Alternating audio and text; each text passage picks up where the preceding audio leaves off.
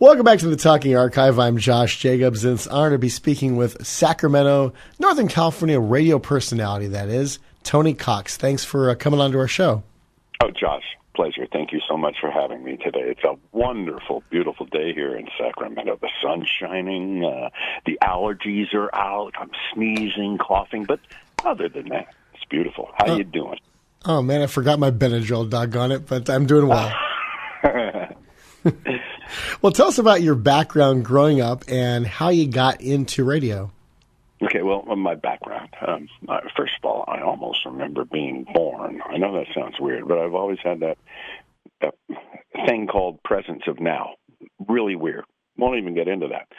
In 1954, and then I grew up in a small town kind of like Mayberry. 6 kids. Dad was home every night. We played music. We listened to the radio, watched television. Remember the Beatles on the Ed Sullivan Show? That was my youth. And then when I was about 7 or 8, I said I'm going to be a disc jockey to my dad. I just thought it was cool that he would listen to the radio for everything. That was at a time before your toaster played music like today. Mm-hmm. And the radio is the focus of entertainment when you're working, when you're doing anything. It was a focal point. And so I loved watching Dad listen to the radio. When the Giants were playing, he'd be listening to the game live. When a home run was hit, his face looked like he was sitting behind home plate, yelling for the home team. It was magic.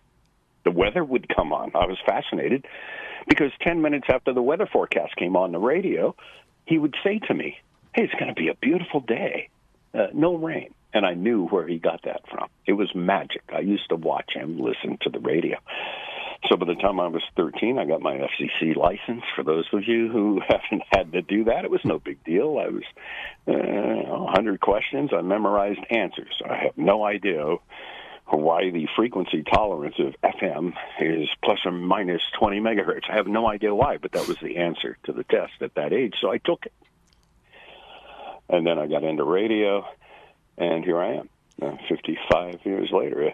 It has been the most amazing, still is. I haven't stopped a bit, except I don't do daily radio.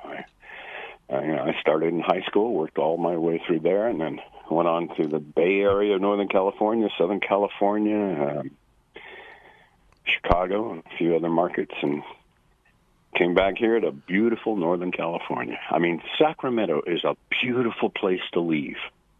Mm-hmm. If you live here, it's like being in the middle of Disneyland. Honestly, Josh, you can go east to Nevada, to the desert. You can go south to Los Angeles. You can go southeast into Yosemite, the most amazing natural glacier park on Earth. The biggest, oldest living species of anything in the North American continent, the redwoods, are right here. It's like living in Disneyland if you're in Sacramento. It's a beautiful place to grow up and live in, but you always have the ability on a weekend to go. 2-day weekends are what people pay thousands of dollars to do if they don't live here. It is a Disneyland, which may explain why everything's so damn expensive here. That's true. Hopefully the parking's not as expensive as Disneyland, which I think is about $35 now. At the border here, I mean, not the southern border, but when you come in like from Nevada or Oregon, there's a toll booth where you just throw your purse and wallet into. They take all the cash out and then they give it to you when you leave. And it is an amusement park in so many ways. But not to get into that, the wonderful thing is, growing up here was wonderful, and the media is still powerful. It isn't the same. I mean, radio, radio, TV. It's like I said, everything has content now. But I don't think younger people are into content as much as they are into segments of events between other events. Music is part of their daily life, but it isn't from any source. It just happens to be there. But anyway, so I still do a little radio and lots of voiceovers, having a little studio here in the house. And also, this is weird, I'm an actor. Never thought I would ever be an actor in a live theater show that tours the country. Wow, that's great. Yeah, very small part, but I do that because of the voice. My voice changed when I was 12. And, wow. Yeah, I know. I don't think my voice has changed quite yet. I'm still waiting for that to happen. The other day when we were talking, gosh, Josh has this wonderful voice. I wish I had that. I sound like an announcer. I can't get rid of that, which is okay. But I've had people say, "Hey, shut up! You're boring me to death," because I get very monotone if I don't do that animation thing. So anyway, who are your favorite on the show? Who are your favorite disc jockeys growing up? Well, it goes way back to before disc jockeys. I think were disc jockeys. I can remember music coming into the womb before I was born because my family played music. My father was a musician. He owned cocktail lounges and restaurants, and we had pianos in the house, and he played saxophone, and his brother, my uncle, played every instrument in the world. So I didn't know there were DJs until probably early 60s, and I can't remember who they were. I was in fourth grade. So I guess the real first disc jockey that I remember is a man named Hal Murray on a local radio station in Marysville, and he had just gotten back from Nam, young guy, 22 years old, and he was a hot jock. It was a top 40 rock and roll station with jingles in between and hot cues, and he was talking records up, and he had this really cool voice. And I was attracted to it, so I got a little radio and listened to it, and I was very young. And I had a phone that my parents let me use. So I would listen to the radio and I'd go, wow, how do you get those girls to sing between the songs? It was a jingle. I had no idea. So I'd go on and listen. I'd call, wait on the request line till he answered. Hello, KROY. I go, hey, Hal, it's me. And hey, I was listening. And hey, how'd you get those girls to sing between the songs? And he stopped for a moment. He goes, do you want to hear a song? I go, yeah, sure, play this. But how do you get the girls to sing between the songs? I had no idea it was a jingle. He goes, oh, kid, those are on a cart deck, man. We just hit those. I go, wow, cool. So I did that for a couple of years. I called Hal almost every day. He eventually got tired of me, but eventually he laughed and asked me questions. Did you ever get to meet him in person? Well, yes. He was the first to invite me down to a 50,000-watt radio station in the middle of a cow field. KMYC, it's still there. And so my parents drove me there and dropped me off, and I walked upstairs. The studio was on the second floor of this old house that was a radio station, and the transmitter was also up there. Oh, wow. And the towers, the three directional towers were on catwalks within 50 yards of the building in three different arrays, huge towers. It was a kid. It was like walking into NASA. When I walked up those stairs and I looked over, and they had the transmitter in a showcase studio, like a control room, and you could see the final plates, the modulator tubes, and when he cracked the mic and talked, those things oscillated and they blinked like a light show to me. I had never seen anything like it. Took my breath away. And then he let me in the studio, and I saw how the trick was done. I saw how the rabbit got in the hat. As a very young kid, I was 12, maybe 13. And so it just turned me on to that. So that's kind of how I got into it. And, so that's Hal Murray. But the real, the jock, of course, being in Northern California, was Dr. Don Rose, the king of morning radio for me. Dr. Don. He was the one. I hadn't, my freshman year in high school, I'd been on the radio, my sophomore year, I'd been on the radio almost a year, and I had enough money to do things, and one of them was buy a radio. So every day on the way to school, I was listening to Dr. Don on KFRC, and he was painting pictures in my mind. I was listening to everything he said, and he was playing songs like "Get Back" by the Beatles when it was new. And all these great songs, everything was coming out of that radio. So Dr. Don, he painted pictures, and that's what really I didn't know I was being tutored by him at the time. But when I eventually, a year and a half later, got my show, he was a very, I never really met him. I did work at KFRC, and it was like, wow. But years after he had passed, I got to work with Bobby Ocean and some other greats. Matt Flanagan, all those greats. Still no Ocean. So Dr. Don. And then from that point on, all I did was get in my car my sophomore year when I wasn't on the radio at my local station, small little KOBO in Yuba City, little, I think it was a 1,500, maybe 5,000 watt AM non-direction.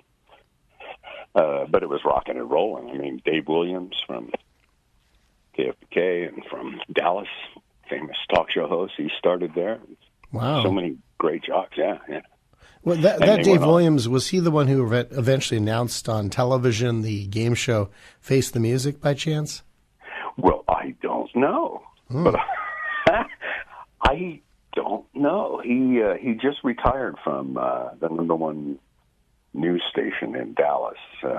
He was in Los Angeles for a while. He could have, I've known him for years, but you never know what you know about somebody until you attend their funeral. Not wishing him anything, but I find out more about people I've known in my life. I unfortunately have attended way too many funerals lately, and you go, how come I didn't know that about that dude? So, yeah, he could have been. I'll find out. But, I'll email you an episode of the show and see if that's the voice. Oh, okay. Yeah, my dad was a contestant on Face the Music back in 1980, and the host was Ron Ely, the former Tarzan star, and Dave Williams was the announcer the first season. And that was when? 1980. Let me think. 80. He could have been in L.A. then. He did mornings here at KFBK News Talk for maybe 10 or 12 years, and then went to L.A. again, and then to Dallas. Okay. Wow. You know how us radio people are. Yeah. Town to town, up and down the dial, to quote the WKRP in Cincinnati song.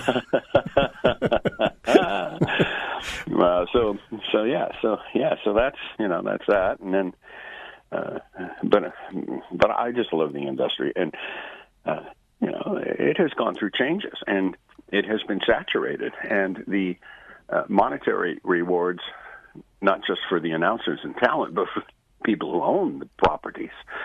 I think when I was at KFRC, we'd sold 3 times in 3 years to 3 different pieces of property owners. And that was during the buying frenzy when the FCC deregged in 94, 5. And you didn't know who you were working for. Every 3 months, you'd have a new owner. As soon as you got your copay on your insurance, you had to change insurance company. So it kind of sucked. But the money was still there. And then as soon as all the stations bought up everything, they acquired acquisition phase of the shark feeding frenzy of dereg in the mid-'90s. Things became bartered. Hey, like American radio would say to CBS, hey, I'll trade you a sports station in Miami for a hip-hop station in Chicago. So we weren't necessarily sold, but we were bartered like, stepchildren that no one wanted. And so it was kind of hell until all that settled in the early 80s, and then who knows what happened? I mean, technology steps in. During that feeding frenzy, when they were buying stations at 20 times cash flow, 20 times cash flow they were paying for those radio stations. If you made $10 million in a year profit, that station was selling for $200 million, and they were paying it. I remember back in 1993 when Infinity Broadcasting bought KROY 101 for $150 million. I was working for KROY's competitor, Oldies 93 CBS FM, and their GM was talking about what KROY was doing, and they were just like mesmerized about the price that was paid. But that was just the beginning.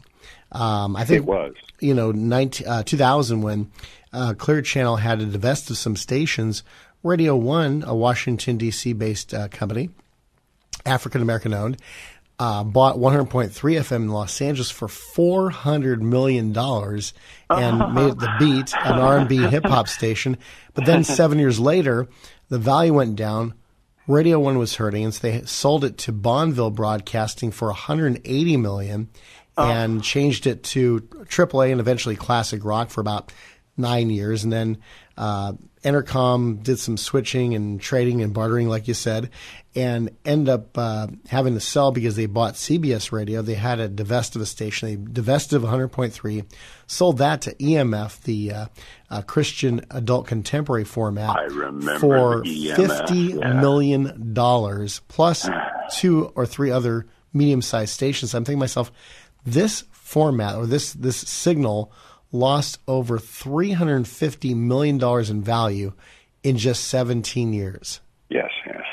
Yeah, well, yeah. And I saw the writing on the wall at the time.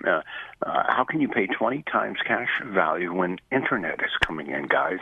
Well, what were they doing? Milking it?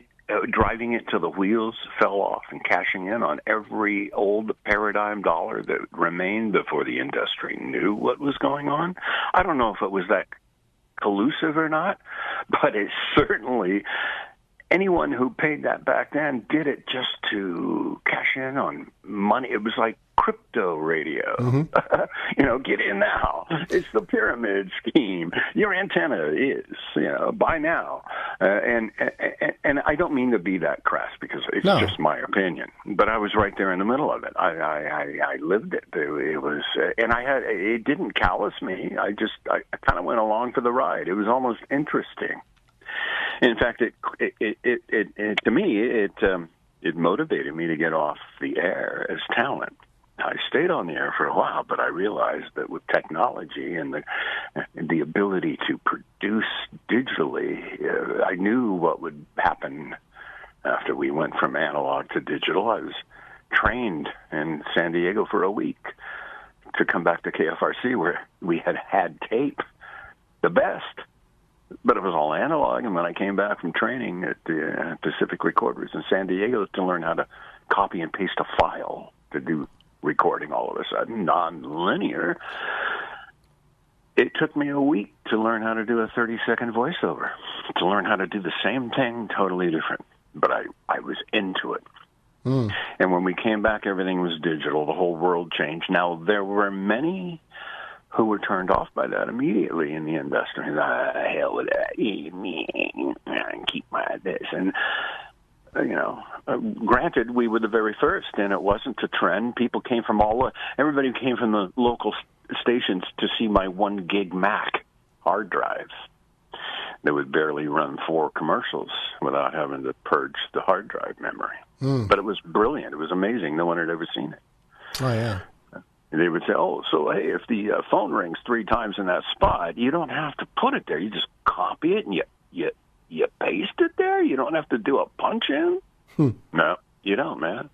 So it kind of blew everyone's mind to go from a linear form of doing the same thing because the listeners had no idea. I mean, it was hopefully seamless. It even appeared to be better. So anyway, that was a turning point. Acquisition of radio, devaluation, because all of a sudden, radio wasn't the only messenger.